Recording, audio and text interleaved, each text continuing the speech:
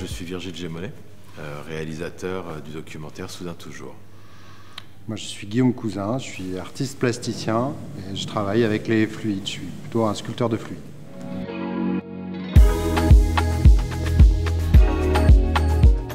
Non, je pense qu'au sens large, un travail d'artiste, c'est toujours un travail protéiforme. Moi, j'ai été habitué à travailler comme ça en venant du monde du spectacle, en explorant différents spectacles et du coup différents sujets dans lesquels on doit vraiment aller dans la compréhension. J'ai toujours une passion pour les sciences et surtout pour ce qu'elles peuvent apporter de révolution de pensée.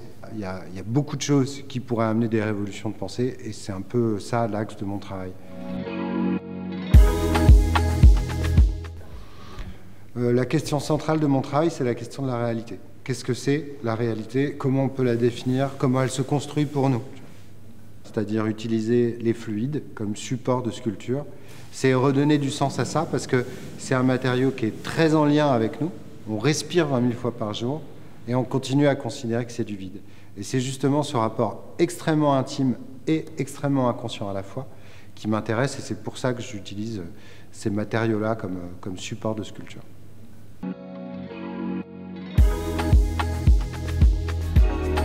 J'ai marqué Florence Fleuve, la directrice de la scène nationale, qui l'a vu. J'ai fait une projection, je dirais, privée au Concorde. Elle a été présente.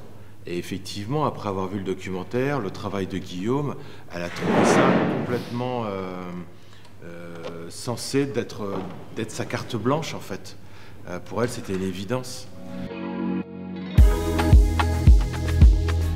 C'est de rendre les œuvres complètement reconstructibles un peu partout dans le monde en utilisant des moyens numériques de construction. C'est-à-dire l'œuvre que vous avez derrière vous, je l'ai redessinée pour qu'elle soit entièrement découpée par des robots de découpe qui s'appellent des CNC, qu'on trouve partout dans le monde. Et là, il y a un projet en cours de la reconstruire au Canada pour qu'elle reste sur le continent américain, plutôt que de transporter des tonnes de matos qui sont vraiment une hérésie écologique. Voilà. Donc il y a cette logique aussi, de prendre le moins d'espace possible, les choses se mettent de façon optimale, et soudain toujours, vous avez vu qu'effectivement une très grosse soufflerie, finalement, ça tient dans ces camions qui ont une forme de caisse. On a des envies de retravailler ensemble, il n'y a pas un projet encore vraiment concrétisé.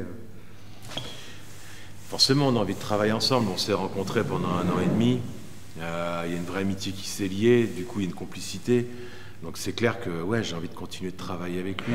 Maintenant, j'ai d'autres projets, il en a d'autres.